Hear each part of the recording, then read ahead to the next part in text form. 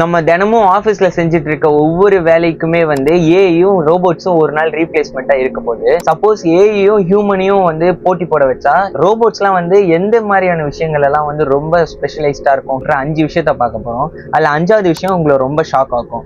முதல் விஷயம் என்னன்னு பாத்தீங்கன்னா ஸ்பீடு. ஏஐன்னு சொன்னாலே ஸ்பீடு. ஏஐலாம் வந்து மைக்ரோ செகண்ட்ஸ்ல வந்து மில்லியன்ஸ் ஆஃப் இன்ஃபர்மேஷன்ஸ் வந்து கொடுக்கும். அப்படியே ஹியூமனை பார்த்தோம்னா அவங்க 3 காஃபி குடிச்சிட்டு கூட அவங்களால அந்த அளவுக்கு அந்த லெவல்ல 0.1% ஆஃப் இன்ஃபர்மேஷன் கூட அவங்களால வந்து ப்ரொடியூஸ் பண்ண முடியாது. ஹியூமன்ஸால கண்டிப்பா எரர் வர முடியும். டெக்னிக்கல் ஃபீல்ட்ல ஓகே.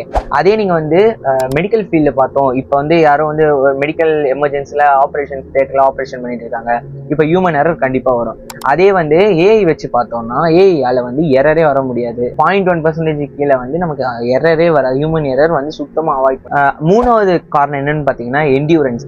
என்டியூரன்ஸ்னா ரோபோட்ஸால வந்து 24/7 நான் ஸ்டாப்பா ஒர்க் ஆக முடியும். ஃபுட் பிரேக் தேவையில்ல, டீ பிரேக் தேவையில்ல, இன்கேஸ் அவங்களுக்கு வந்து ரெஸ்ட் ரூம் பிரேக் கூட தேவையில்லை. ஏஐ நினைச்சதுன்னா ஒரு செகண்ட்ல வந்து பில்லியன்ஸ் ஆஃப் டேட்டா வந்து. 5வது விஷயம் என்னன்னு பாத்தீங்கன்னா எக்ஸ்ட்ரீமான சிச்சுவேஷன்ஸ், ரொம்ப ஆழமான கடல், ரொம்ப ப்ரெஷர் இருக்க ஸ்பேஸ், காத்தே இல்லாத இடம், இந்த மாதிரி இடத்தெல்லாம் வந்து ரோபோட்ஸும் ஏஐயும் ஈஸியா சர்வை பண்ணிடும்.